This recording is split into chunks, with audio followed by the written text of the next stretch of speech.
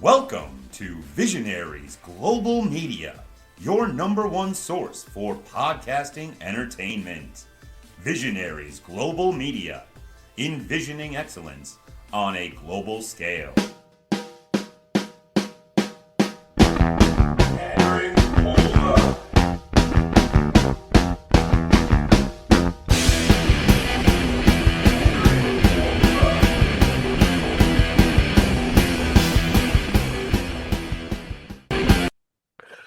What up, world? It's your boy E and your man B slash David coming at you from the Nattering with E studios for another episode of Nattering BOLA, your number one source for PWG Battle of Los Angeles tournaments. Even though this today we'll be covering 2015, we are in 2025, so I'd like to give a well wishes. Hope everybody recovers as soon as they can in California. What's going on now with the forest fires or wildfires is terrible. Um, hope so. This episode is dedicated to you, Bauer. How was your vacation, man? I tried holding down the fort last week. I hope I did a reasonable job. And yeah, how are you? Oh, I'm pretty good, man. I just rolled out of bed, so I'm feeling pretty good. Yeah, I'm the same way. I took a couple edibles before bed, and the next thing I knew, it was like, oh, we're gonna sleep till 9:30, and I was like, oh, that's too late. So, but yeah, good times, good times. Yeah. So you had like a good New Year's, all that jazz. Yeah, it was fine. I mean, I only had one day off each week, but no big deal. True. I saw Gladiator 2 on New Year's Eve, and I heard one of the biggest complaints for it was that the CGI sharks were too CGI based. And I'm like, it's a movie about like ancient Rome. They're not going to have real sharks for this. But Were there really sharks in the movie, or is this a joke that's going over my head? no, no, no. There were sharks in the movie, but it was like you could Okay, you could clearly tell that it was like CGI made gotcha. sharks. And it was like, of course they're not going to have like people fall into a fake water, like a fake ocean, and get eaten by real sharks. Like, how could you be mad about that? But Yeah, uh, no, I get it. it's the same as like as you know, I'm a huge Ninja Turtles fan, and one of the complaints that a couple friends had was that like it wasn't realistic enough that five mutated turtles from New York were saving the world. Hmm. That it's like Yeah, I mean, listen to your sentence though. Like it's Ninja Turtles saving the world. Of course it's not real. It's not real, yeah, man. So yeah. Speaking of movies, I actually went and saw Nosferatu on New Year's Day, and I fell asleep, which I don't ever do in movie theaters. So to me, I thought it was very boring.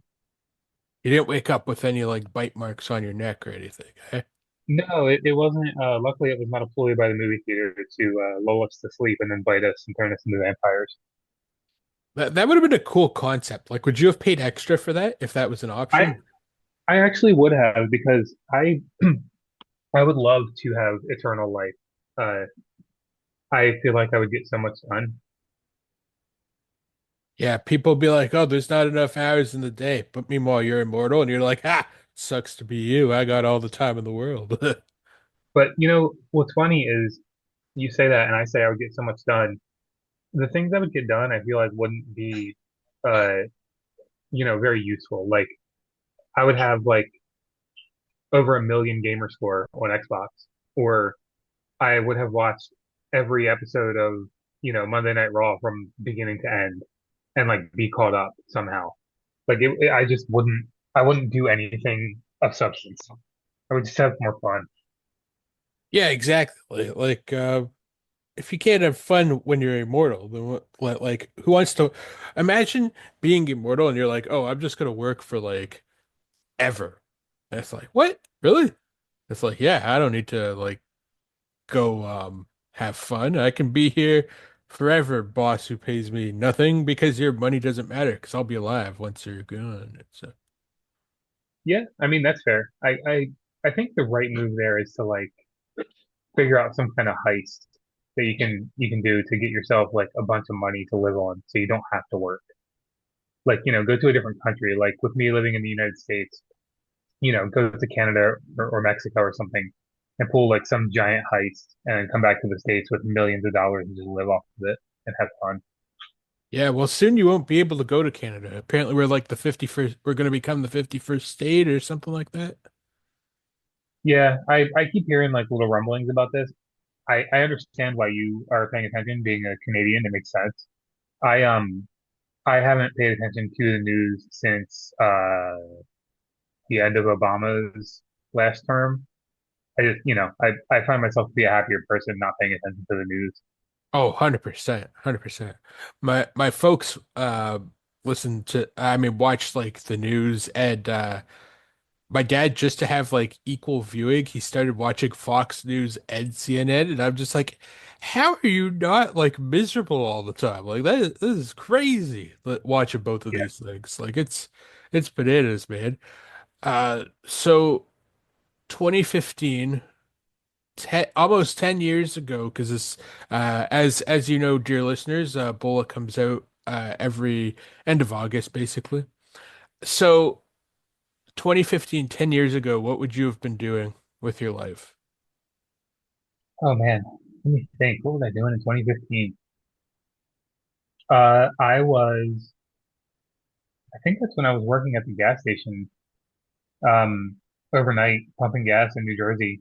So wasn't doing much. I was sleeping all day, and then I'd get up and watch stuff and listen to music on my phone at the gas station at night until somebody pulled in and needed gas. Nice. So basically now minus the whole pumping gas. Kind of, yeah, except for I sleep at night now, like a quote unquote regular person. Nice. Yeah, 2015 uh I think I was in a rough patch with like work as it's going right now, where I sort of wish that I started the well, I had a version of the pod back 10 years ago when Game of Thrones was at its height. So like Neil, who you've heard on the music pods, and my other buddy Sammy and I used to like meet up and just gossip like schoolgirls. Instead of over a boy, we would be talking about the latest Game of Thrones season. And Hmm. then because I couldn't afford like the pay option on SoundCloud, I would edit the shit out of it. So like a 4 hour conversation I could get down to like 10 minutes just to fit into the time thing. And it was like, how did we pack so much in? And it was like, yeah, cut this out, cut this out. Blah, blah. So You saying that reminded me. 10 years ago, I also would have been watching Game of Thrones because I remember, um, with me being an overnight worker, I remember trying to watch it at work and I couldn't see anything because the show was so dark. mm, Uh, because we had like really bright fluorescent lights on the fuel court at my job. So I'd be like, okay, I'll watch this when I get home. And then I couldn't see anything when I got home because the sun was up and glaring on my TV. Like I don't think I watched the last two seasons of that show because I couldn't see anything. oh, I was gonna bring something up, but I think it was past 2015, which was Oh, I kind of know like pretty much everything that happens at the end. I did look it up at some point, and I'm gonna go back and watch it at some point, but I don't really care about spoilers on it. okay, yeah. The part that I was gonna say is I know we were talking about CGI a few minutes ago with Gladiator, and I've never felt more gutted than when the Night King uh, spears that one dragon, and then the dragon comes back as like a bad guy, as a frozen dragon. Yeah, see, I don't. I'm sure I read those spoilers somewhere, but I don't remember it. But that's fine because by the time I get back around to watching that show again, I'll have forgotten this conversation as well, and then it'll all be new to me. Or hear me out. What if you're listening to 2015 Bola while you're rewatching, and it's like, oh my God, this is what he was talking about. That's true. There could be a very niche situation where somebody's in that scenario right now. Amazing. Amazing. Yeah, yeah, yeah. Hopefully in like watch in 10 years from now, I hope someone is discovering the pod and being like, "Oh my God, I loved Bola in 2015." And then I loved Nattering Bola with Bauer and Eric on Visionaries Global Media with in 2025. That would be Yeah, I amazing. mean, there's, who knows? Maybe somebody, I have had this thought because my brain is kind of weird. Sometimes I'll come across like a video on YouTube Shorts where it's like, these were the best songs from 1983. And I'll have a thought like, I'm going to live my life for the next year as if it was 1983 and only watch things from 1983 and only listen to things from 1983. And like, I never go through with it, but there's got to be somebody out there with like a similar brain to me that actually goes through with it. So who knows? Maybe at some point 20 years from now, somebody will be like, you know what? I'm going to live my life only watching things from 2025 or listening to things from 2025. And they'll find this and they'll be like, you know what? I'm going to break my own rule and watch Game of Thrones because these guys are talking about it. I don't know. There's, I stopped smoking months ago because I had, and I still have these like incredibly high thoughts for some reason. I don't know where they come from. I have no idea where they come from anymore. It's breaking the fourth wall that you're no longer smoking. And I know. because what kind of people are probably like I know a few people who like to listen to the pod because they're like trying to support me or whatever. They're like, I don't give a shit about wrestling, but like you give too much of a crap about it because you're literally watching stuff from like 10, 11 years ago and making podcasts on it. And it's like, so? I mean, but at the same time, like nostalgia it's a hell of a drug, man. Like, some and more recently, the modern day product with WWE has been getting a lot better. But for a little bit there, we had like kind of a dip where the two big companies, AEW and WWE, weren't very good. And like, what do you do in that scenario? To me, I stopped watching both of them, and we started this podcast. Like, I'd rather go back and watch stuff that I know that I enjoy than sit there and wait for the current day stuff to get good. Definitely. You know what's funny is when we did 90s nostalgia hour with SJ, I thought it was a I thought it was going to be a wrestling pod. Like I thought we were just going to cover the 90s in wrestling. But then it's like, hey, here's how uh New Kids on the Block and George Michael are related to each other and here's like the top things from the 90s. And I'm like, where's the wrestling? Yeah, you know what though? Not I know that we have like 4,000 podcast ideas in the backlog, but going through the 90s, which I'm sure somebody out there has already, but like going through the 90s would be even if we just did like WWF, that would be such an interesting thing because like early 90s WWF kind of sucked, and then around like 92, 93 it started to get good, and then by the end of the 90s it was fucking incredible. Yeah, definitely. Oh man. Well, you know what I was now that we get the library for WWE, I was considering just watching nothing but Lex Luger. That way I would have better research notes on like why he's the man. So Yeah, I mean you could pre 2000s Lex Luger because he supposedly killed Elizabeth. Well they both were druggies, but like, you know. oh yeah, I forgot about that. But yeah, you could definitely go onto the WWE Vault YouTube page and just make a Lex Luger playlist that you could put on repeat. Oh, good idea. Actually, that vault page is amazing. I've been watching it on YouTube. Holy smokes. A lot of good stuff. Yeah, it is. I went and watched a match. Um, God, it was earlier this week because the Shining Wizards do like a homework segment now on their podcast where they, one of them picks a match and they're like, "Here's a link to it." Shout out to Brendan. He picked Masada Tanaka, I think is the guy's name, versus Mike Awesome from Oh, ECW One Night Stand.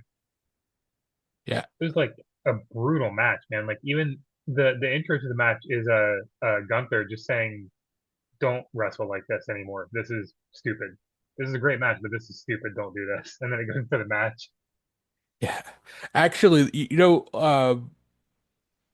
I've spoken before to you about like my thing with the Wizards and all that shit, but I always enjoyed their Patreon because it had like the watch along with things like that. So I would just like literally uh, mute the video that I was watching and then have their commentary over it. Yeah, So I love that stuff. I love like alternative commentary that like, especially if I'm into the podcast or whatever that's doing it. yeah, I kind of want to go back and rejoin their Patreon just to listen to their match watch alongs. So maybe I will. Yeah, I don't. yeah, you should if you think if you think you'll have a good time with it. And like, their homework segment I like a lot now too. They do like a specific part of the show towards the end now where they all talk about the match. And it's only one match. You don't have to watch like a whole card if you don't want to. Um, it's fun. Like if you watch, I try to watch it on like Sunday, so I might rewatch that match today, just so that when they talk about it tomorrow, I'm like more fresh on it. Yeah.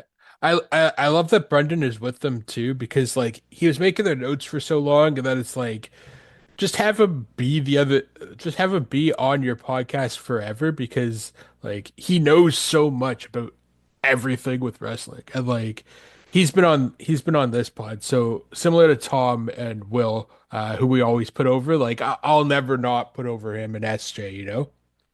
Yeah, yeah. Brendan's got like some knowledge that like kind of blows me away sometimes. He'll just say something randomly, and I'm just like, oh shit, this guy like really like I didn't even know that. And something else I like with him is for their interviews that they do, I feel like he has, and this is no knock on any of the other guys, but I feel like Brendan will ask like some really niche questions that like nobody else has thought of, and it just kind of makes for a more interesting interview. So he's been a great addition to their show. Yeah, like I was watching a clip of they had Alec Price from GCW on, and like the other guys are asking him like general questions or whatever, which you normally would do in an interview, and Brendan is like, GCW's roster is so stacked. Like, who's someone who you haven't wrestled yet on the roster that like you would want to wrestle? And like they went through it, the two of them basically back and forth, and everyone else just listening. And he's like, so I fought this guy, I fought this guy, I fought this guy. Who didn't I fight? And Brendan is like, you haven't fought this dude yet. He's like, oh my God, you're right. I would love to do that. And I'm like, can you imagine? Like you're on this podcast and I mean, he's got as much knowledge as you ever listen to uh Turnbuckle Throwbacks with Phil Rea? I believe I used to. That was in the days where I was listening to like 50 podcasts per week. I was listening to like everything on the Shining Wizards Network at that point, but it's been a while. Yeah, but you know his concept where like he could just like go back and tell you Yeah. things. The crazy thing too is it's like he doesn't have notes. It's just top of his head, top of mind. Like he just knows everything about that stuff. Like uh funny story for you when I first was covering like Lex Luger when I had a couple of wrestlers on and other people on and then I got um Phil on to talk to me about that. He's like, I remember where I was in a New York accent. He's like, I remember where I was in 1993. I was walking down to the port where they were having the aircraft carrier where Yokozuna was gonna uh, be body slammed or attempt to be body slammed, and I couldn't make it because it was so crowded. But like I saw on a screen that Luger just like came up and body slammed him. And I remember being like a block away from that as it was happening. And I'm just like, yeah, I was and then I didn't even mean to troll, but I did. But then I was just like 1993, I would have been five. And he's like, oh, I was like 17, so that makes me feel really good, Eric. So, but it's hilarious. And then he just like goes off. Actually, up until we started doing this consistently, his episode was the most listened to episode I had since joining the Visionaries Global Media. Oh, nice. Yeah, it was like 65 views or something. Well, still, this is like I mean, you and I do this for fun basically, but yeah. Okay, so 2015. Last week I recapped how Kyle O'Reilly finally was able to get his hands on that um Adam Cole and how they've been connected at the hip for pretty much their entire 10 years as wrestlers. We even commented on it. Also, thank you for your notes for last week. We even commented in our chat that we have about how every like best friends and world's cutest tag team try to run out and help O'Reilly fend off Mount Rushmore, and like they just get squashed, so he just does it himself, and it's like, why do they have to come out then?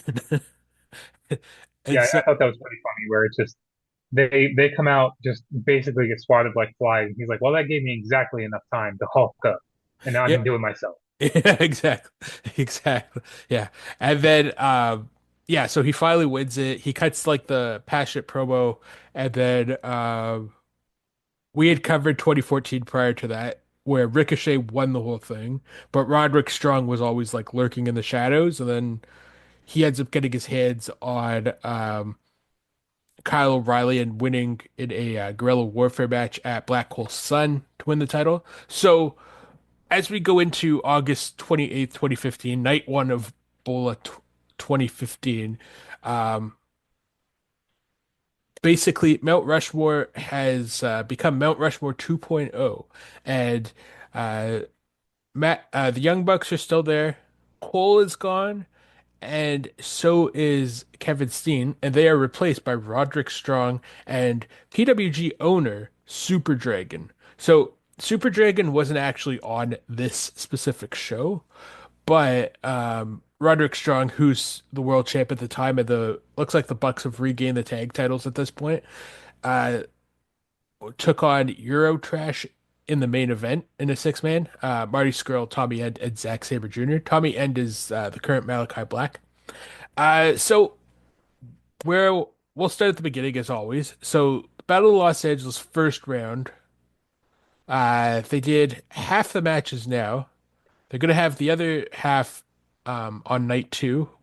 And then night three, I think, is like round two, um, the semis, the finals, a couple other random matches. I saw that we talked about it before, but I saw for those following along, you can watch all of this on High Spots TV. And I saw night one and night two are reasonable, like 2 hours and like 20 minutes, whereas night three alone is 3 hours and 56 minutes, so almost 4 hours. So, uh, are you fine with us splitting that like night three into two nights? Yeah, like we had talked about this privately, but yes, we can split that into to two episodes. And also I wanted to say I agree with you. Uh, Last week you had said you think that this would work better if the tournaments were two nights because they used to be. I think the 2013 was two nights. I fully agree with that. I think that as much as the matches are good, like the non-tournament matches that they insert, they're good, but I feel like there's like a little too much. Like they could trim some fat for sure and make these two nights. Yeah, for sure. Cause to me, I mean, on the one hand, I understand why they put in the tag match and the six man tag for instance on the first night, but it's like sort of like to break up the monotony, you could say, of a singles tournament. But Mhm. at the same time, I'll be honest, for night one going into after watching night one, I was like, all we needed was the first tag match. We didn't necessarily need a Mount Rushmore versus Eurotrash match because it felt like it took away from the actual tournament. Mhm. So I was kind of like, uh, if we had, I think there was two, three, four, five, six, seven, 8 matches. If we cut it down to seven, I mean, that's not as bad. I mean, it wasn't a bad night, but like at the same time, after watching each match go between like 7 and 20 minutes, you don't want to like stick around for another half an hour tag match. I mean, at least I Right. wouldn't. By that point, I would Yep. have been exhausted. So I'm just like, I don't know if we need to do that. Yep. I agree.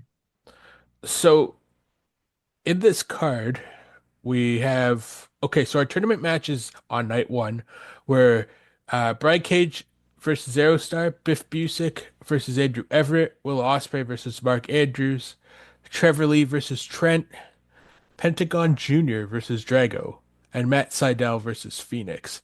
So, um, hearing who was in night one of the tournament, did you have your specific pick set? Like who you thought was going to come out? Um, See, I usually don't think about it too much. Yeah. As far as night one, I could see like Will Ospreay going all the way. Um, I could see this finally being Trevor Lee's year. Uh, I could honestly see, with how big Lucha Underground was at this time, I could honestly see Pentagon Jr. or Drago going all the way. Um, if I had to take a pick, like if I had a personal favorite out of who we've seen so far, I would probably pick Will Ospreay because I still love that dude. Yeah, he's wicked. I forgot how young he was at this point too. I know, I know, it's crazy.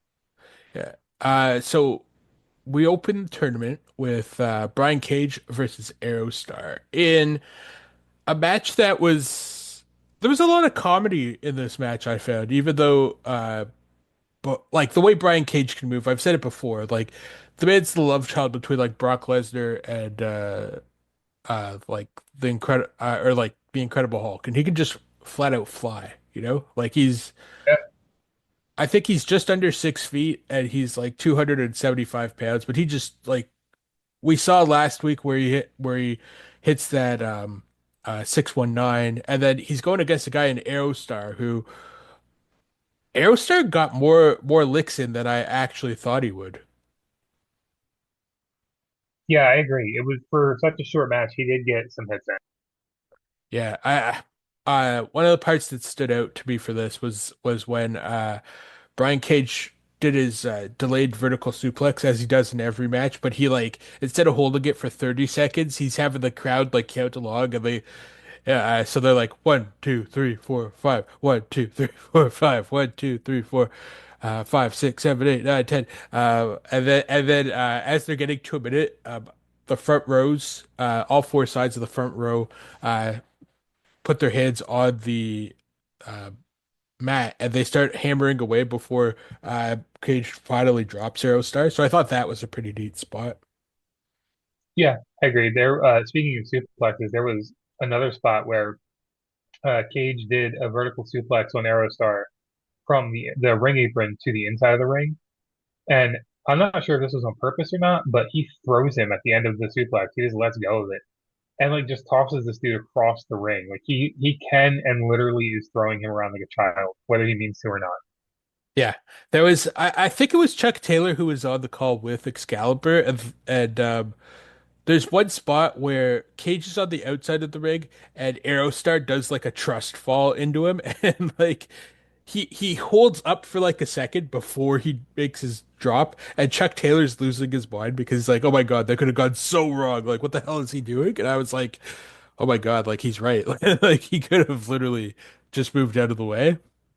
But there was a couple of like splash moves too that Aerostar was doing where he had like he'd do a springboard and then he'd jump to do his dive, but he'd put his hands by his side, and so you're like, okay, if Cage moves, his shoulders are screwed, basically. Yeah, those spots looked cool, but they were scary as hell. Yeah, yeah. So rightfully Brian Cage defeated Aerostar. I say rightfully because Brian Cage is at this point he's a mainstay in PWG. Like you can't think of Brian Cage without PWG at this point. And he absolutely murders Aerostar with that drill claw. That they called it the cider screwdriver, but like it's a drill claw basically, where he puts him up and he hits him with the suplex to the like pile driver. Hmm. I was like, oh my Lord. Like people tell us wrestling is staged. If it's staged, why was that guy out like a light at that point then? Yeah, Yeah. So, what did you think of this match? Did you think the right guy went over? Did you like that it was so short? I guess is my question. yeah. I think that I liked both of those things. I think that I I thought that they gave Aerostar enough offense to make it seem like, he was actually, out there trying his best, but just couldn't overcome the bigger man. Um, and I think that the timing was good too. I think that, uh, Aerostar at this time was a fairly big name in Lucha Underground, so they gave him a fair amount of time to get some licks in, but it just wasn't to overtake the bigger man. Yeah, yeah, definitely. And I think Cage was the machine in Lucha Underground at this point. And Yeah, one thing we forgot to add actually was that Melissa Santos and not the guy who's been the ring announcer for the last two shows, for the last two bolas, she replaced him on 2015. yeah. I think she seemed a bit nervous, but she did a pretty good job. Like by the end of the show, I felt like she was into it. Yeah, absolutely. I loved how throughout the matches she would throw shade at the referee, not Rick Knox, but the other guy. And he'd Uh-huh. just look at her like, "What did I do?" Like, Yeah, like, yeah. The geez, crowd would calm boo, and down. she'd be like, "See, right, right." Yeah, yeah, yeah. And he'd be like, Quick, "Gee, go ahead, go ahead." just a quick commentary on I love like wrestlers ring gear, like especially certain wrestlers have some really really cool gear. Um, I loved Aerostar's gear in this match. It's like really classic luchador gear. Uh, I was not a big fan of Brian Cage's though. Like it was like a robin's egg or like a sky blue. Um, it just I don't know. It doesn't suit him. I feel like a light color like that does not suit someone who is that size. It was kind Yeah, of strange to me. definitely. And they also mentioned how Brian Cage was sporting a new haircut because he lost a hair versus hair to Alberto Del Rio or El Petron. And I was like, I didn't even notice that his hair was different, to be honest with you, because I think he had that like frohawk thing going in previous tournaments too. Yeah, I think it was just shorter this time. Like it was just recently buzzed or something. Yeah. So our next match was Biff Busick versus Andrew Everett. Biff Busick, we saw in 2014. Uh, and I think no, it was just 2014. I was going to say 2013 too, but it was for sure 2014. Um, he's Oni Lorcan in was Oni Lorcan, and I think he's now back to being Biff Busick present day. So he wrestled Andrew Everett, who they explained as Trevor Lee's tag team partner, and at last year's tournament, last year being 2014, he apparently had blown out his knee, so Trevor Lee apparently wasn't even supposed to be in the 14 tournament, but he was an extra, and when Everett got injured, he was able to take his spot, and then he put on a pretty good showing in 14. So Busick versus Everett. Initially, it started off like kind of weird, like they were posing. They had a pose down, and then they're slapping each other. There was a couple of spots where, like very early, it could have been the finish. Like they hit monster moves on each other, and you were like, okay, this match will probably be 6 minutes or 6 or 7 minutes, under 10 minutes for sure. But they kept going. There was like that final sequence to me. It seemed like they dragged it out for like 2 or 3 minutes, where clearly each guy had the pin, but then the ref would just stop counting because that wasn't the finish. Like it looked very clunky to me. So Yeah, go ahead. there were like awkward, clunky, like you said, spots in this match, um, both with the referee and with the wrestlers. Uh, I took note of one where Everett hit a top rope shooting star press to Busick, who was on the outside of the ring, and like he landed really awkwardly. Like it looked like he caught him in a DDT by accident. So like that's dangerous as hell if you're slamming somebody's head into the ground without it being planned. Uh, yeah, I totally agree with you on that. It was a little clunky at times. Yeah, it seemed like and we don't know if this is true or not, but it seemed like when they spoke to each other to go over what they were going to do in this match, it was like the world's quickest conversation. Like uh beat each other up, you win, and then it's like, okay, let's go out there sort of thing, as opposed to like, I'm going to do this spot and you're going to do this spot and choreograph it a little bit better, you know? Right. So Andrew Everett has this gimmick currently in 2025 where he loves the Big Show. So even though he himself is not that big, I think he's only about 5'9". He's 5'9", but he wears he wears like one of those single uh like Or similar to the what same. the Big Show wears. Yeah, one of those things. And in present day, and he hits like choke slams and things like that. But in this specific match with Biff Busick, he's wearing the trunks and he's uh hitting big moves, but I find like he plays to the crowd way too much. Like, like I would have beat down my opponent way, way more before I got that cocky. But it seemed like every time he hit like a move where Busick could roll out of the way, he would then be like, "Hey crowd, look, let's get into this match." And it's like, no, focus on Biff Busick because he'll kill you with those uppercuts and that bulldog choke and things like that. So Yeah, I agree with that. It was very it was kind of like a almost like WWE level pandering to the crowd, like way too much. Like something you would see in one of the bigger companies. Something I'm not used to seeing in PWG. yeah, definitely. So the end of the match, Busick finally hits his two finishers. The He has like this reverse half and half suplex that he hits, and then he absolutely kills guys with the running European uppercut as they're getting up from that half and half suplex. And then he puts I can't remember if he did he pin him or did he put the bulldog choke on him? Let's see. He pinned him. Oh, okay. Yeah. Yeah.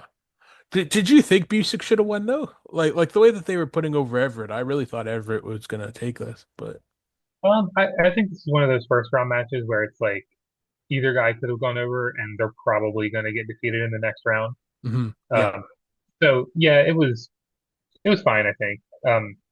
I did like uh, Busick is always I just kind of like undersold him a little bit, but he's always like super hard hitting and like like at one point he hits Everett with a lariat in this match and like knocks him inside out. I love when that happens. I love like when they catch those rotations after a clothesline or a lariat.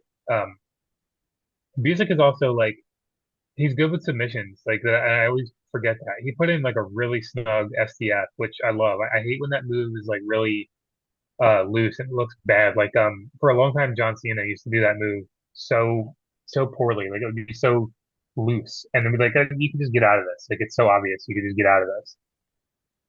Yeah, it reminds me, speaking of loose STFs, it reminds me of when we saw Kozlov versus Romero in a Forever Hooligan singles match. Like they kept going to that move against each other. They kept breaking it like 5 seconds later. It's like, come on, seriously.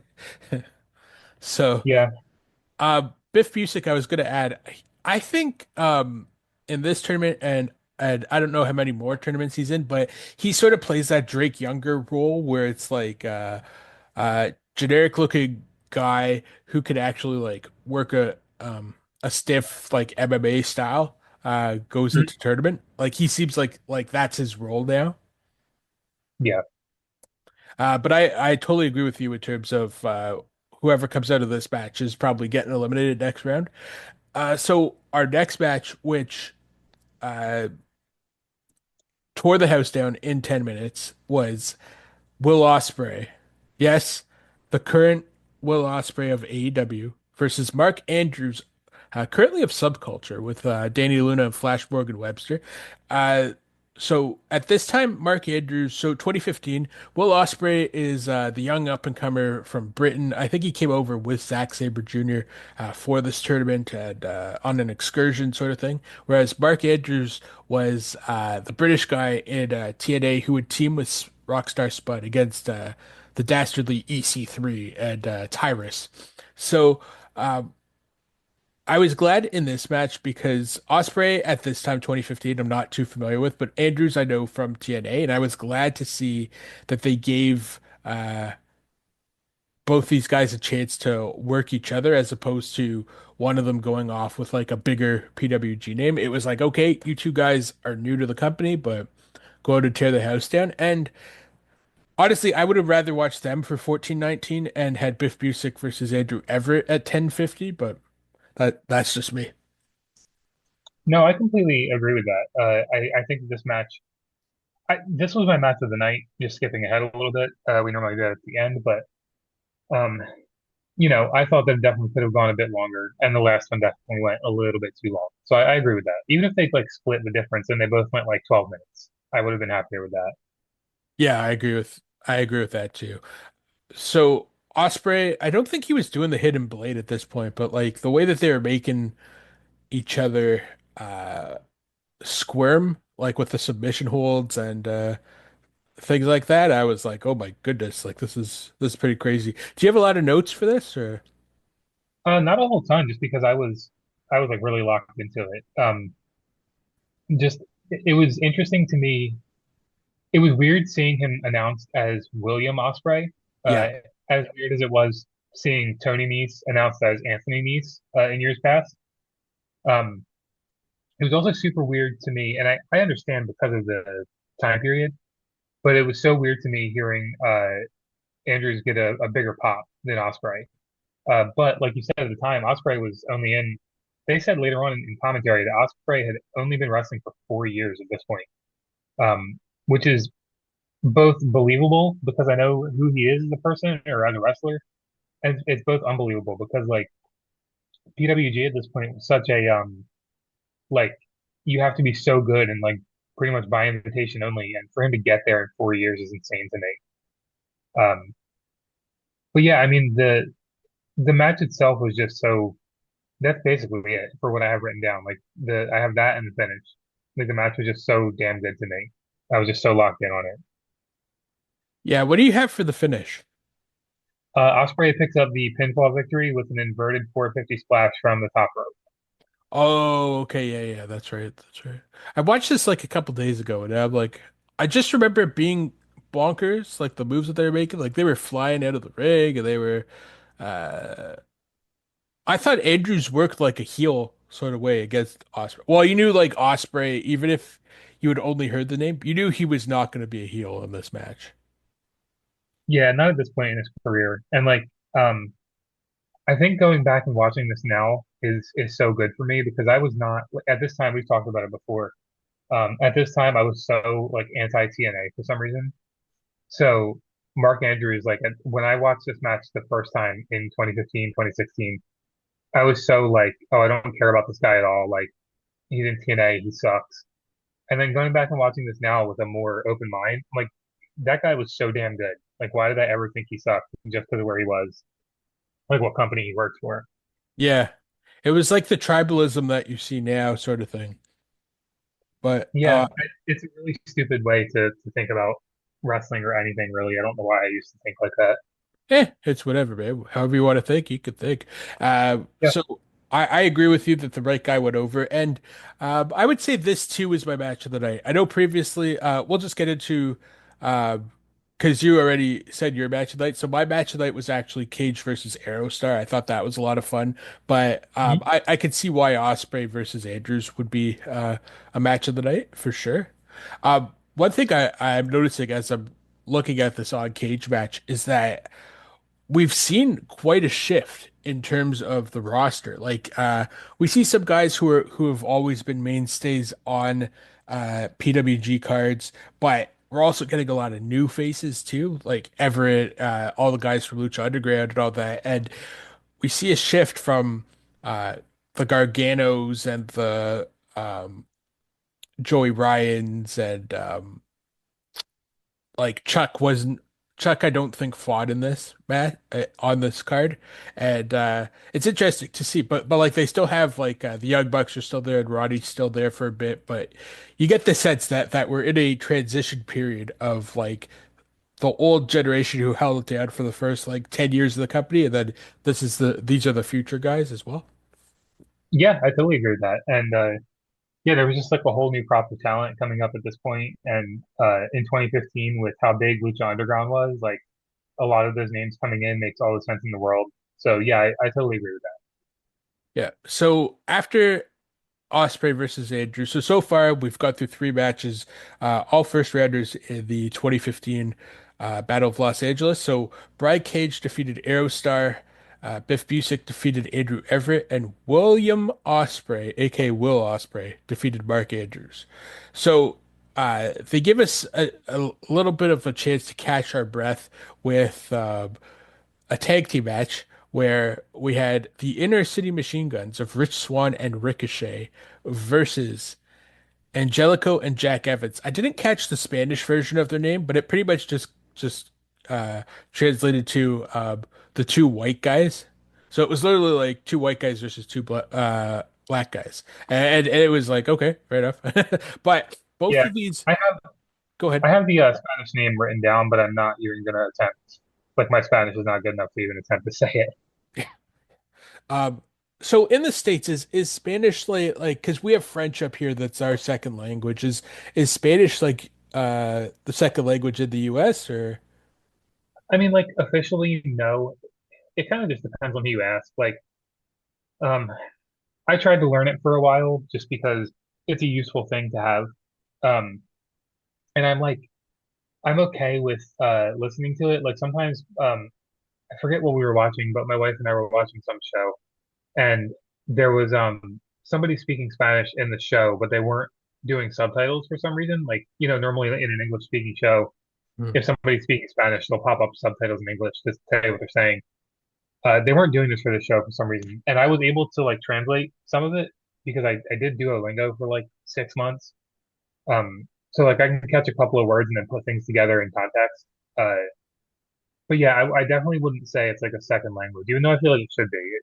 Like it's taught in schools and stuff here, but it's a lot of times it's a like a an elective thing. Like you don't yeah, have to do it. yeah. Yeah, makes sense. Makes sense. Yeah. For us, they had a rule for a while. Like you could take French up until grade 9, and then you could do what you wanted after that. So I've actually been doing Duolingo for French now, and I'm a couple lessons in. It's interesting. I like Duolingo because it seems like we're both big gamers, so I look at it as like a video game kind of thing. Like if I get it right, then it gives me points and things like that, and I'm like, all right, sweet, like I'll do it. Yeah, yep, I agree with that. I should get back to it because honestly, I enjoyed it. I just the reason I think I fell off is because I don't have anybody to practice with, so I felt like I wasn't holding on to a lot of that information. I would learn all of these words and like these sentence structures and stuff, and then I would have no one to speak Spanish to, and I would kind of like forget a lot of it. Oh my God, hear me out, Bauer. So we're doing the English version now of Bola. We could do a Spanish version and then a French version. Yeah, I mean, I don't know if I'm smart enough to learn three languages, but I could try. Yeah, for sure. So, um, what was funny about this match with Angelico and Jack Evans and the Inner City Machine Guns is that the Inner City Machine Guns, Rich Swann specifically, his music is all night long. And initially, Jack Evans hated it, and then he challenged Rich Swann to a dance off. But then he got the song stuck in his head, which then got the song stuck in the audience's head, mine included. And he would do he would do dance moves throughout the match where he would start singing the All Night Long song, and then Rich Swann was getting mad because he was taking his song. So I thought that was a great comedy bit. Um, Angelico, it was funny because he's South African, but he lives in Mexico, and so uh, I believe it was Chris Hero or Chuck Taylor who was no, I think it was Chris Hero who was the other announcer in this matchup, and he was like to Excalibur, I have it written down. It's like, oh, so Angelico is from South Africa, and he's here, and Excalibur's like, no, he's South African, but he lives in Mexico, so it wasn't that far for him to come. Yeah. I was like, what? And then, and like from what I've heard, it turns out that Angelico could speak like fluent Spanish too. And so um he looked like he took a stinger early in the match. So for a lot of this match, it was like Rich Swann and Ricochet double teaming Jack Evans. And I mean Evans did the best that he could. And this match went about 21 minutes. I think that was about 6 or 7 minutes too long because those dance offs and like comedy spots took a while too. But Mhm. how did you like this match? I thought in general it was pretty good. There were definitely some weaker points to it, like you mentioned. Like the dance off stuff was definitely funny, but it did take too long. Speaking of that, like at one point during the dance off, Rich Swann just DDTs himself. Like I didn't understand that. Like I was like, why did he do that? Was he trying to like spin on his head like breakdancing or something, and he just messed it up? Like Yeah. I Yeah. was like, what the hell is this? And then there were parts of it that were a little bit sloppy, but for the most part, I thought it was a pretty good match. It was very entertaining. Ricochet and Rich Swann have this great tag team chemistry that I've mentioned before. They hit like all these really, really great tandem moves. Uh, at one point, man, I was like, my back hurt because Ricochet goes through for the 630 senton and misses like completely and just slams his spine into the ring. It's like, my God, dude, like how I know it's gotta hurt landing on another person doing that, but how bad does that hurt just landing straight on the ring? Yeah, I remember that spot and just like when you cringe when someone else gets kicked in the nuts? Yeah, It was sort of like that basically. dude, yeah, I have lower back problems, so as soon as that happened, like my back just started aching. Just like, oh Oh, no. oh no. Yeah, so I was sort of surprised that Angelico and Jack Evans were the ones to pick up the win here because most of the match was dominated by the PWG team of Swan and Ricochet. Uh, there was a couple of moves. Maybe my TV is just like in 4K or something like that, but like seeing these guys do a move but have like a ton of spit coming out of their or drool coming out of their mouth, I could do without. So Yeah, there was something with Rich Swann. I forget what it was, but like he literally was fighting Jack Evans and like trying to avoid hitting him with his drool. And I was like, yeah, that's not for me. yeah, But yeah, the team of Angelico and Jack Evans ends up winning, and I have to wonder because they mentioned on commentary that Angelico and Jack Evans at not I forget the other name of the card or event like three anniversary or something like that. One of their anniversary shows had taken the Bucks to a like really good matchup. So I just wonder if Three Mendes. It was Three Mendes. Um, so I wonder if they'll be like rematching. yeah, possibly. Okay, so our next matchup. So we return back to the Battle of Los Angeles, and this time we get two guys who one guy is very underrated. The other guy is we're thinking that he's the next star. Uh, so we have Trevor Lee versus the other half of Best Friends, Trent. So at this point, Trent, uh, they were saying on commentary, has come back from excursion in Japan where he was part of Roppongi Vice with Rocky Romero. I think he also went after one of their lower card singles titles, and he's basically trying to prove that he as much as he loves Chuck, he doesn't want to be in his shadow. Like he can also wrestle, sort of thing. And then Trevor Lee, we saw he had an outstanding Battle of Los Angeles 2014. He barely died against Mount Rushmore in at Black Hole Sun in the six-man tag. And yeah, some of his moves are just bonkers. Like I will never forget when he did that Spanish fly cross body thing to Kevin Owens. Hmm. I was like, oh my Lord, because Steen at that time is so like he's not as in good shape as he is in now. Like he's in much better shape than I'll ever be, but like he for a guy with a bit of a stomach at that time, uh it was impressive to see the much smaller Lee flip him around. Yeah, I totally agree. And yeah, I mean, if you look at Steen like in these shows, like the ones that we're watching now, and you go look at him now, he's definitely like WWE really. Uh, I don't know if it's like mandatory for them to lose weight, but usually when people go there, they trim up and tone up a lot. Like take I think man, I think it might have been Sheamus said this in an interview that I heard recently that Walter and Gunther are two different people. And like I'm like, oh yeah, no, that's for sure. Like Walter is a much bigger man than Gunther is. Like Gunther, he's lost weight and trimmed up so much since he went to WWE. Yeah, Same definitely. thing with Steve. Yeah, definitely. And like they treat these guys like cattle, sort of like how they treat athletes in professional team sports, where it's like your job is literally your body. So if you're not taking care of your body, then you can't be in WWE or you can't be in AEW. And I mean, on the indies, you can get away with being not as trim, but there's a lot of guys who are still like very very cut. Like you could tell that half these guys probably work as personal trainers or in fitness in some capacity, and then they go and they do wrestling on the side. So. Yeah. But yeah, they're so Trevor Lee versus Trent is like I think this was an interesting matchup of styles because Trent, for the most part, it looked like he was still trying to do like double team moves, but just as himself, just by himself.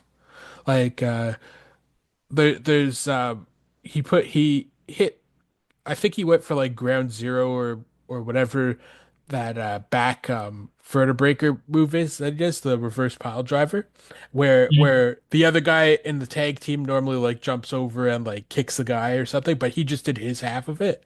And then there's a couple like tombstone spots that we've seen him and Chuck and then him and Rocky Romero as Roppongi Vice double team move on. So a lot of his moves are just like his half of the double team sequence, whereas Trevor Lee, um, he shows that he's got like his main moves that crossbody, um, Spanish fly, the cave in double foot stomp, standing foot stomp, um, and of course our favorite move, the roll up.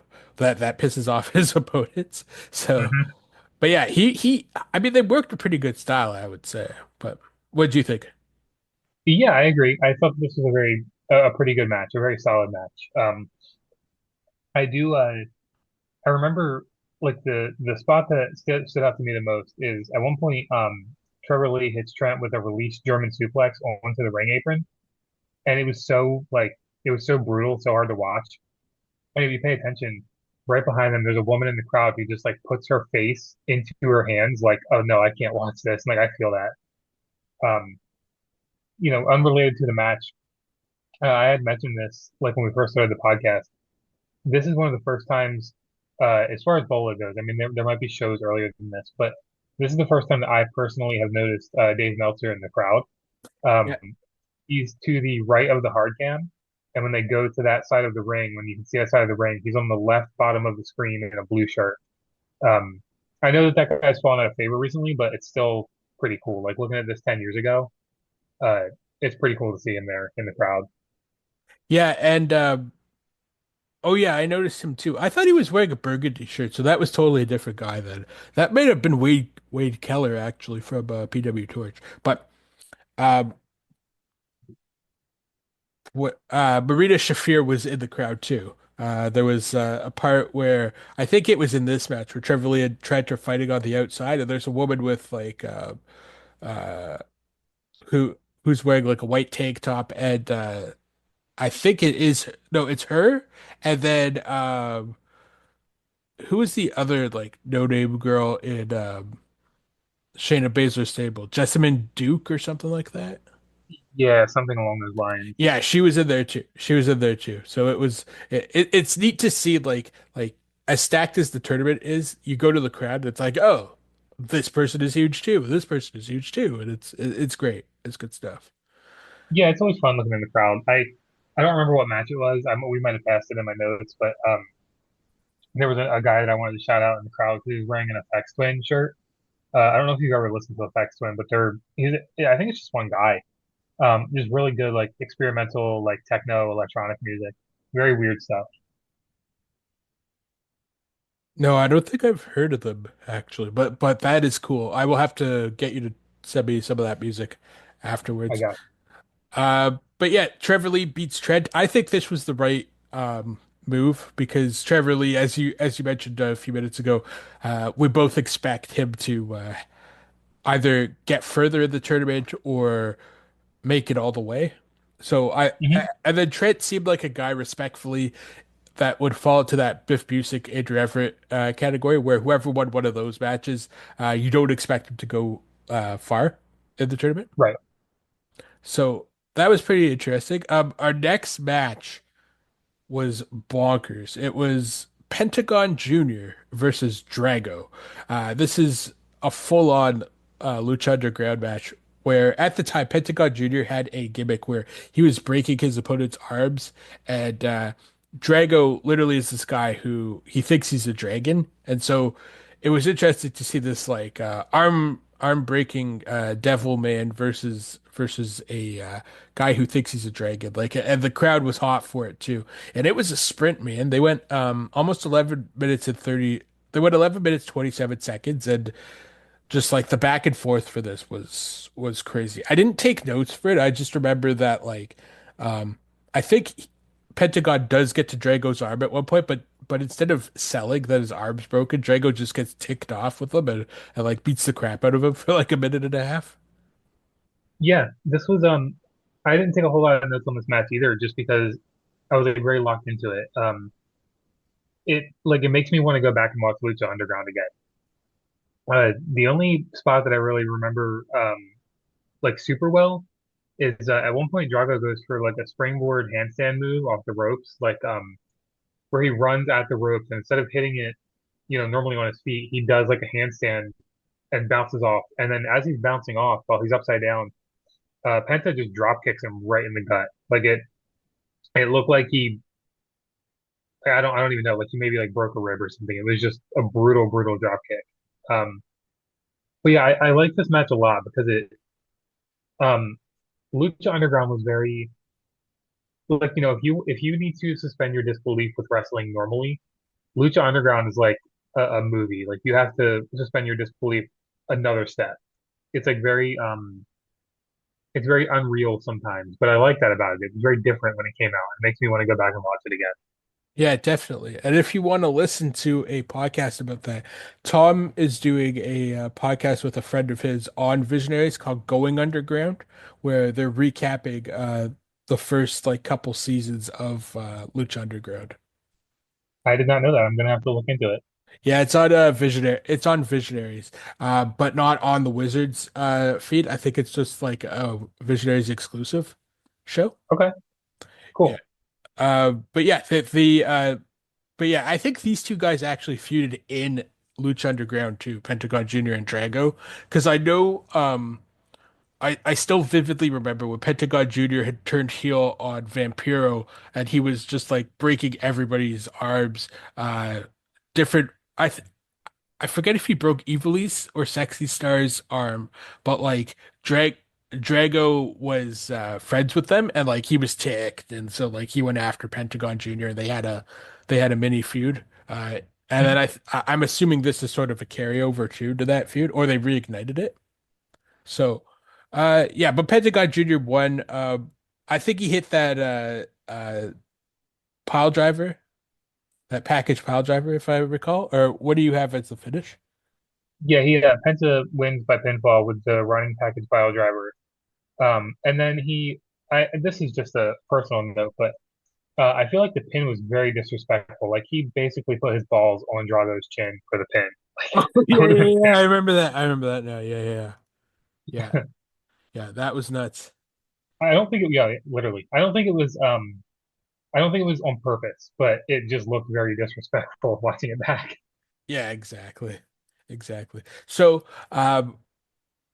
so far in the tournament, just to recap for our listeners, we have Brian Cage defeated Aerostar in our opening match. Biff Busick defeated Andrew Everett in the second match of the night. Will Ospreay defeated Mark Andrews. Uh, we then took a break for the tag team match where Angelico and Jack Evans defeated the Inner City Machine Guns, Rich Swann and Ricochet. We then got back to the tournament where Trevor Lee defeated Trent. And we just recapped Pentagon Jr. defeating Drago in our sixth match of the night and second last match of tonight's tournament. Our last match in tonight's tournament is a battle of Matt Sydal versus Phoenix. Now, I believe at one point Sydal was also in Lucha Underground, but I need to double check that. But and then Phoenix for sure was in Lucha Underground. So the thing that I appreciate about this match is we've spoken before about how Matt Sydal isn't really seen in that same light as the other pioneers of like indie wrestling in the last 20 years. But Chris Hero made a good point on commentary that, if Matt Sydal doesn't wrestle in the Ted Petty Invitational, which we'll be looking at probably this time next year, I would imagine. We'll be covering a bunch of Ted Petty Invitationals as well.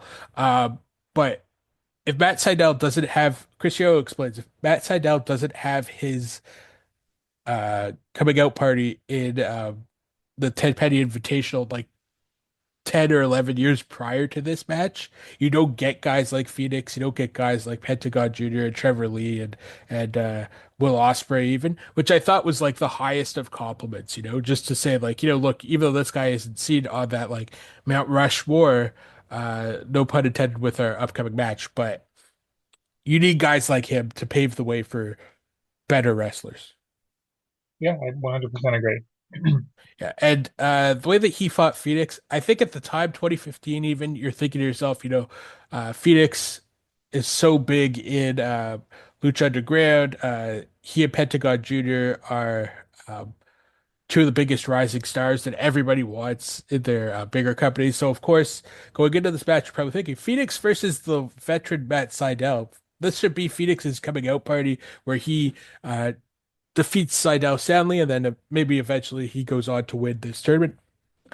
Instead, Sydal and Phoenix, they had basically a high flying matchup, a lot of submission moves too, and Sydal was able to pull off the victory. What did you make of this match? Because that was just a very brief summary for me.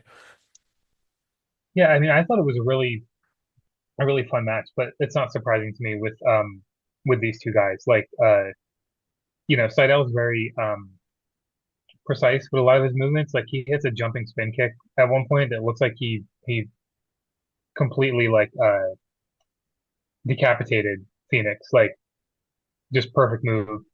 Um, I did like that Seidel was doing a lot of limb work on Phoenix in this match. Like you're just not used to seeing it with him.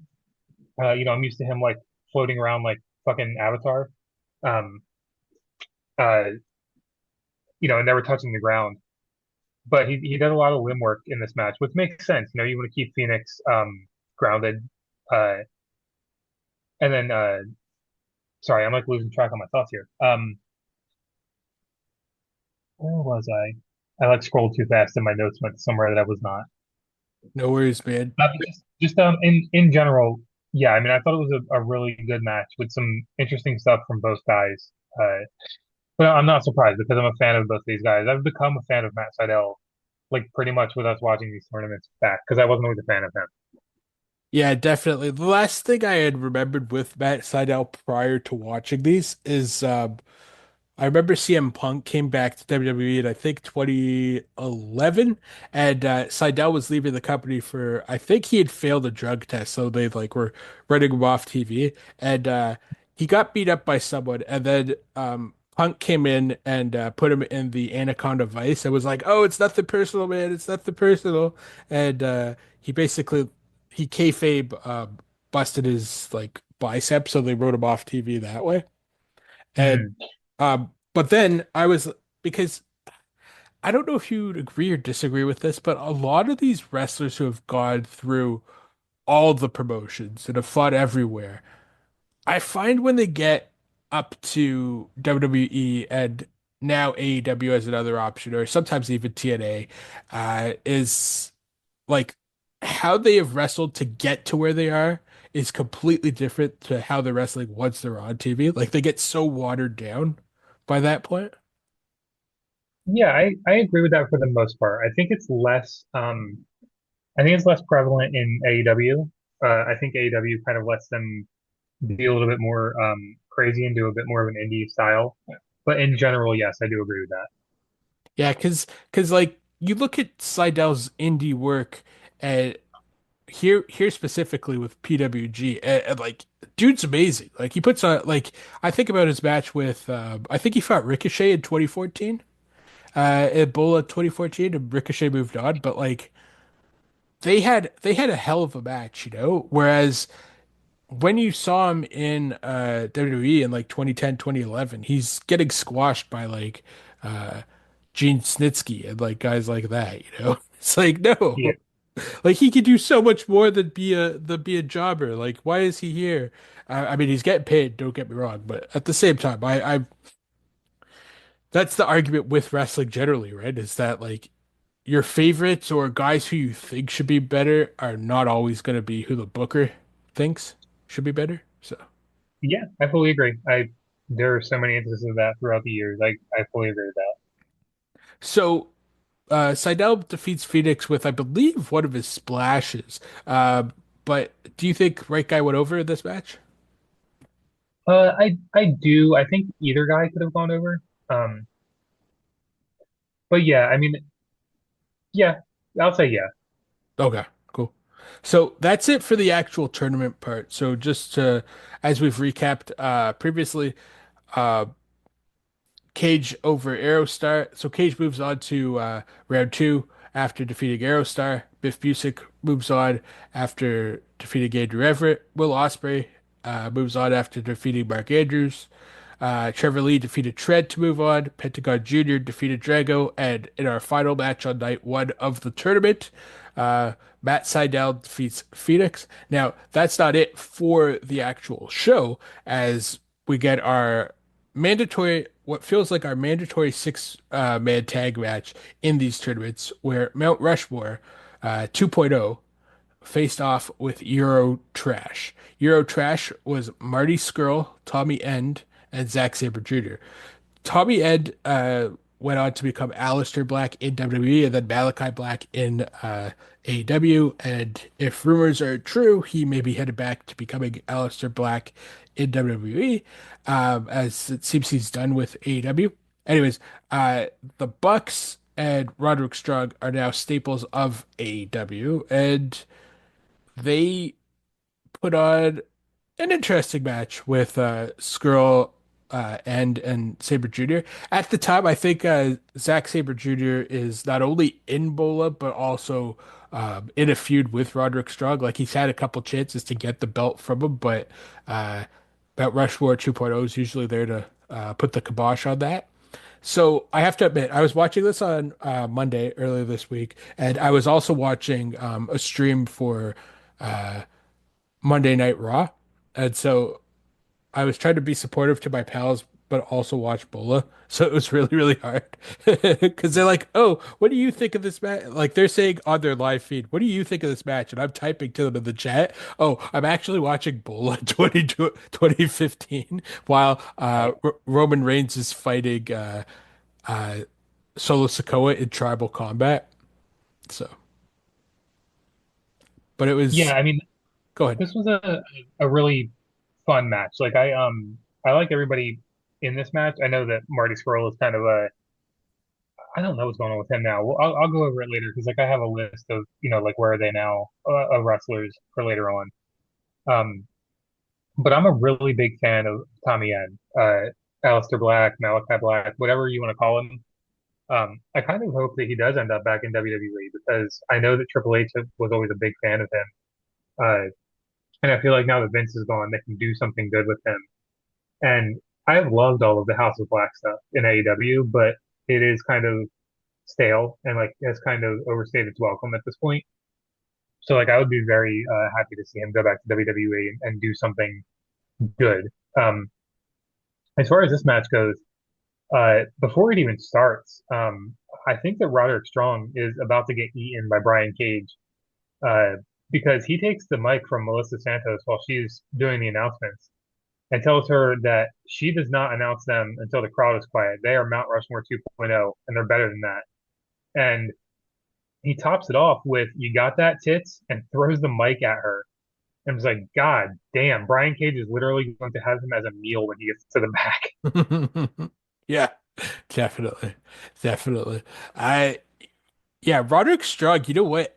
I think him joining Mount Rushmore 2.0 was the best thing for him because like we talked at length previously about um his quest to usurp O'Reilly for the world title and then he didn't really cut like that well, that good of a promo. Like he's one of those guys where he can do the singles thing and be very good at it, but his mic work, I mean, it's gotten better, but I'm also like, if he's in his stable, I'm totally cool with like someone else in the stable doing the talking.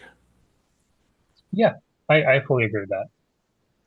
As for Tommy End, aka Malachi Black, um, I kind of want to see him go back to NXT when he comes. Like I don't need him on one of the main rosters because it seems like they don't know what they're doing with this LA Knight Shinsuke Nakamura feud on SmackDown. So I'm kind of like, I don't know if that's just to kill time till uh, Aleister Black joins the roster, or if like he would be better served in NXT. I'd also like to see him feud with like Braun Breaker though. So I mean, maybe he could go to Raw. But Yeah, I'm like more I would not mind seeing him in NXT because I loved his NXT work. But I'm more I believe more now that he would be good on the main roster because Triple H is in charge. Um, but yeah, I mean I'm happy to see him do anything. I love that guy. I met him one time at a CZW show when he was Tommy End, and I talked to him for maybe 2 or 3 minutes, but he seemed like a super nice guy. So I want the best for him. yeah, that's awesome. That's awesome when they take the time to like have a chat with you. Whereas Yeah, some people just like blow you off right away, and it's like, really? It's like, come on, man. I'm yeah. not I'm not like every other generic mouth breathing wrestling fan here. I care about you. Yeah, I mean I have a even with some bigger names, like even before they weren't as big then, but I have some really great experiences with like the Young Bucks even. I've met them 3 times, and I remember being the first one at their merch booth one time for a Ring of Honor show, and I only had like a 20 on me or something, and I was buying something that was $10, and they were like, "Oh, like we don't have change yet. Like you're literally our first customer." Like they were very like apologetic, and I was like, "Oh, well, just keep the 20. Like it's fine. Like you guys fucking rule. Like it's fine. You're gonna give me an extra $10 worth of entertainment tonight. It's no big deal." And both of them just immediately started reaching into their bags, like grabbing shit to give me because I was giving them extra money. I'm like, you don't need to do that. Like I know those guys get shit on a lot because of I don't really know why. Like I don't get it, but I think they're super nice dudes too. I've met them, like I said, I think 3 times. Yeah, they're definitely if we ever do a side episode or if you come on one of the other versions of Nattering with E where we do a top five, we could do like top five tag teams, and I bet you they would be in there for both of us. Oh, to me, all time, they're definitely top five. Like I could rattle off my top three right now. I think my top three all time, no specific order, is the Young Bucks, the New Day, and probably oh man, I'm gonna get some shit for this, but the Rock and Sock Connection. Like I fucking love the Rock and Mankind as a team. They were good when they teamed. Like that alliance was very interesting because it was sort of like the guy that you bully and like the coolest guy at the locker room became a tag team. So it Yeah. was neat seeing that. It's neat seeing that. For me it's sorry, one second. For me it's Sting and Luger, um Young Bucks, and then I really love Beer Money, Bobby Roode and James Storm. Like I think they're great. So Yeah, and I know FTR is your four. I'm fully aware of that. they're number four. Yeah. Yeah. I was on this true story. Shout out to my friend Ophelia Payne from Twitter and various other social medias. She didn't like a week or two ago. She was like, "Oh, why do you hate Eric? Why do you hate FTR? And why do you hate Bret Hart?" And I'm like, how much time do you have?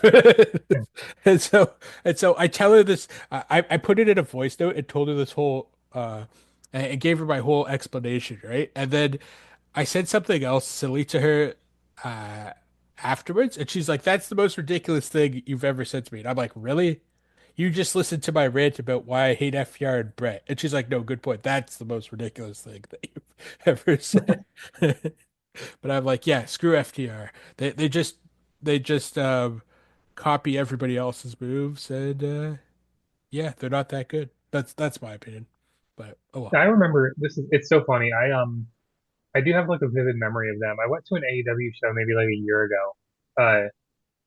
And I forget the exact storyline, but I think Moxley was fighting Dax in like a singles match, which is kind of weird.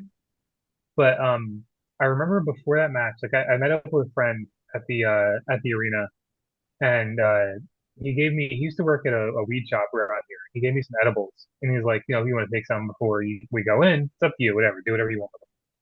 So at the time, I had just gotten back into smoking, so I was kind of a little bit of a lightweight. So I take a 50 milligram edible before we head into the arena.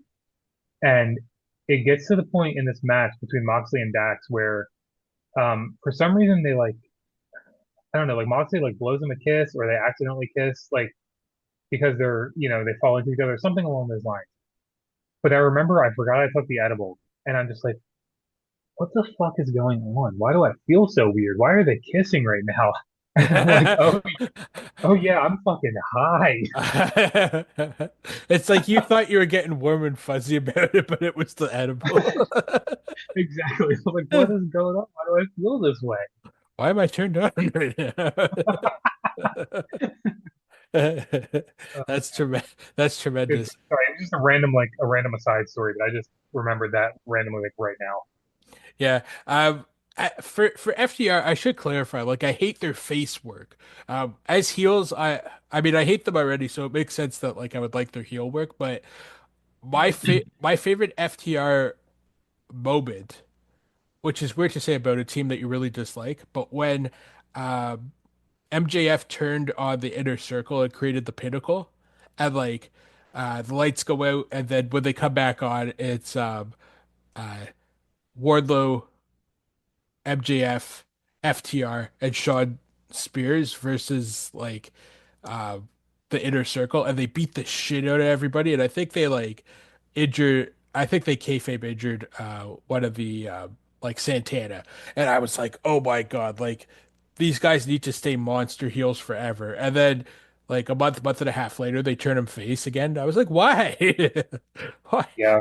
They're so good as heels. Like I appreciate them as heels, sort of thing. So, but I think the other thing that ticks me off about them as we get sidetracked from our match, but uh, is the fact that like Briscoe brothers versus. I know you hate the Briscoes in the same way that I hate FTR, but um, the point that I was trying to make is this: is that people always say, "Oh, the best matches that the Briscoes had was that."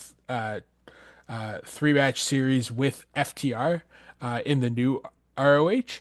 And I'm like, no, they've had like the Briscoes have been around for so long. In fact, you could argue that like FTR doesn't get to be a team if the Briscoes aren't around wrestling like Samoa Joe and Low-Ki or the Devil's Rejects or like various teams in the mid 2000s. And so when people are like, "Oh yeah, their best matches were like a dog collar match versus FTR," I'm like, you shut your mouth right now." You know? So, Yeah, I've watched none of the revamped ROH, so I can't speak on it personally, but yeah, I have no doubt in my mind that those are not their best matches. yeah, like people talk about their singles runs, but as a tag team, like you don't like I'm saying, like you literally don't get half the good tag teams we have now without like the Briscoes being around for like since 2000, basically. Yeah, that makes sense to me. They were a very influential tag team. Yeah, Whether I like them or not, they were very influential. yeah, exactly, exactly. So this match was pretty good.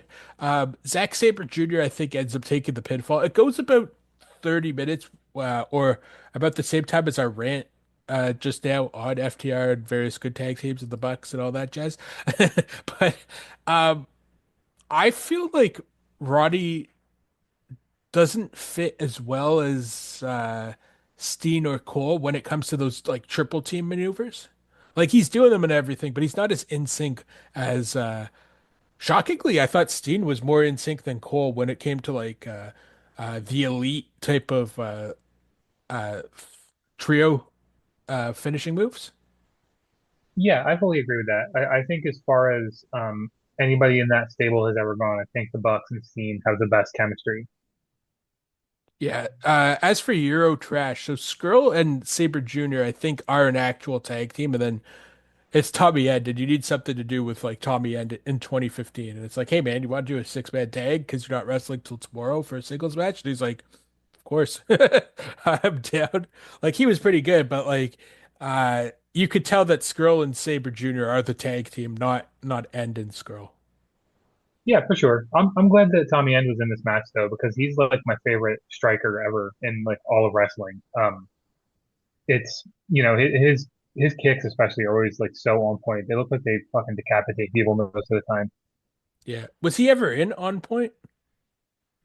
No, I don't think he ever wrestled at On Point. I think he was I think he was in NXT by the time On Point got to the point where they could have signed him. But I definitely saw him at CZW because I vividly remember I was much bigger back then. I was like 110 pounds heavier back then. And I really wanted his he had a t-shirt that was it was a white t-shirt with a black upside down cross and it said anti-hero across the bottom of the cross. I wanted that shirt so bad. He didn't have it in my size at CZW. And I was like, damn, man, I gotta lose some weight so I can get one of these shirts. And now I doubt I could ever even find one of those. Fair enough, man. Fair enough. Uh, yeah. So did you think the right team went over? Uh, or no? Yeah, I think, with the Bucks being the tag champs and Strong being the world champ, I think that you definitely put them over, as opposed to a semi thrown together tag team. Um, yeah, and I mean the ending was pretty good. I thought there was a it was a Mount Rushmore picked up the pinfall on Zack Sabre Jr. Like you said. It was a really crazy sequence of strikes followed by a stick kick and then end of heartache by Strong. Um, to me, excuse me, to me this would have been my match of the night, but as I've said before with Bola, I only include tournament matches. Um, so this might end up being my non-tournament match of the weekend. I really loved it, but I loved everybody in this match. Yeah, yeah. That's fair. I agree with that too. You know the other thing too, even though Zack Sabre Jr. Takes the pinfall, you could tell that like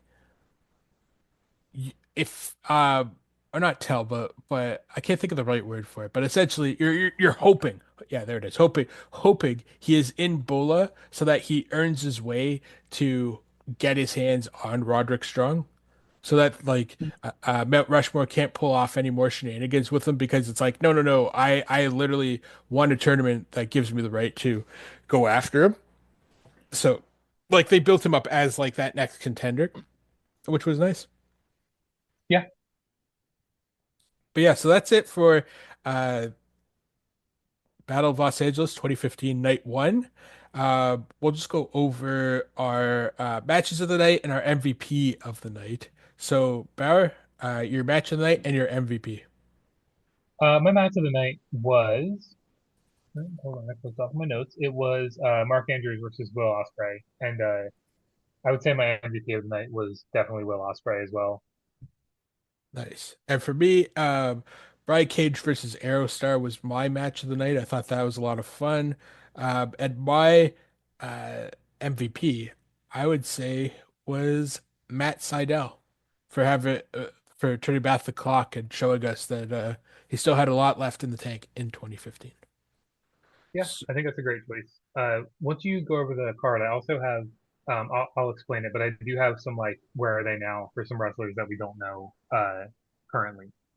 oh, for night one, or or for do you Yeah, want to save that till the end of the tournament? well, basically, I figured what I would do. We haven't talked about this, doing a little show planning on the show, I guess. Yeah, I figured what I'd do instead of going over all of the names on the card because there's so many. I have a running list of people who have competed on every bola. And I just figured at the end of each podcast, I'll go over the names that we aren't aware of yet. Um, sure. like just as an example, like people that haven't competed. So I have like Aerostar, Andrew Everett, Will Ospreay so far on this list. Sure, yeah. So the floor is yours. Take it away, my friend. Sure. So Aerostar is currently signed to AAA. Andrew Everett. You had talked about it a bit earlier. I was having a hard time finding much on him, but it seems like he's currently doing a run on the Indies, best known for his time in TNA. Will Ospreay is currently signed to AEW. Mark Andrews is currently wrestling on the British indie scene and for Revolution Pro. Angelico is currently signed to AEW.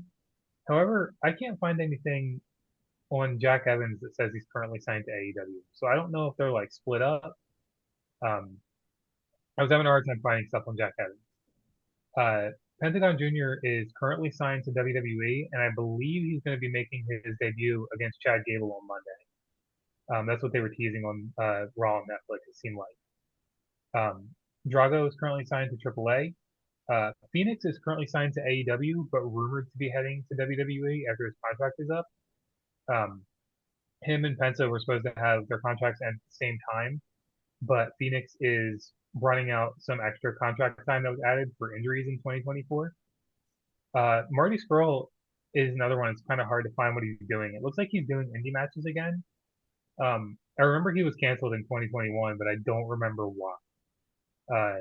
So yeah, it looks like he's back doing some indie stuff. And as we discussed a little earlier, Tommy End is currently signed to AEW, but rumored to be coming back to WWE, which I hope he does. Yeah. So a couple of things to add there.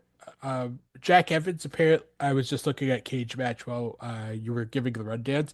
He wrestles mostly in Mexico. He goes around the various promotions. He was actually in a match a couple months ago uh, in Mexico. It was Team Sabu versus Team Damien. And so Team Sabu was Chris Carter, Deserter, Grand Eku, and Jack Evans versus Brian Villa, Joe Leiter, X-Fly, and Zatara. I'm assuming that Sabu was like on the outside because I can't imagine him still wrestling at this point in Yeah. his life. Um, Aside from that, Jack Evans apparently is uh, he wrestled twice on GCW. Once against Gringo Local in at GCW War Ready on October 18th. And then he fought one of the most underrated guys on the indie scene, and he's new to it too, Sidney Akeem. And he fought him at GCW Blood on the Hills 3. So Sidney Akeem, I forget what his character's name was in WWE, but he was Reggie in WWE, Ed Scripps in WWE. But now he's on the indie scene. And he used to be like a circus or parquet performer, and now he's just like tearing it up. Like he's a guy who, um, if PWG ever comes back and does bolas, he's got to be on that basically. Okay, cool. I appreciate the extra research because full transparency to the listeners, I meant to do this part of it last night and I forgot. And I put together this list and did this little bit of research like while we've been recording. So it's not the most comprehensive research. Oh, not a problem, man. Not a problem. Marty Scurll, I'm not too sure what the Me Too part was. I believe he apparently like fooled around with someone who was underage. Like not like I call it not pedophile ages because I think he was in his 20s and the girl was like 17 or just about to turn 18. But like because she was still 17, they called him like they Me Too'd him for that reason. Yeah, you can't do that. Oh, here we go. On June 22nd, 2021, Marty Scurll was accused of taking advantage of a 16-year-old girl who was inebriated. Uh, so yeah, it's pretty fucked up. Yeah, yeah. But you know what I always find interesting with like sports and like this sort of thing that happens is when they say, "Oh, he committed this crime, but he's been rehabilitated," and it's like, you mean he just doesn't go near like high school girls anymore? It's like correct. It's like, oh, okay, I guess he's a good guy now because he doesn't go by high schools. So Right. I mean, you can do work on it's such a terrible thing. Like you can do work on that. Like you can go to therapy and you can do all of that, but like it doesn't change the fact that you're like very scummy. I don't know, to me. yeah, I agree. I agree with you for that. And it's like sometimes you hear about like murderers getting like uh early sentences for good behavior. And it's like, why was it good behavior? Oh, because they already killed the person that they killed. I mean, I'm that's not meant to be insensitive to anybody, but uh, that's as blunt as I can be about it. So Yeah, it's a very weird thing, man. Like it's such a gray area, and it depends on what you're talking about, and stuff like that. It gets very strange and very we can get very in the weeds on it. Is all I'm saying. yeah, exactly. And then our podcast will be like 4 hours instead of 90 Yeah. minutes. Anyways, next week we are doing night two of Bola, which continues on with the first round. And Bauer, thank you as always for coming on. And fans, e-pals, Nattering e-pals, we appreciate you.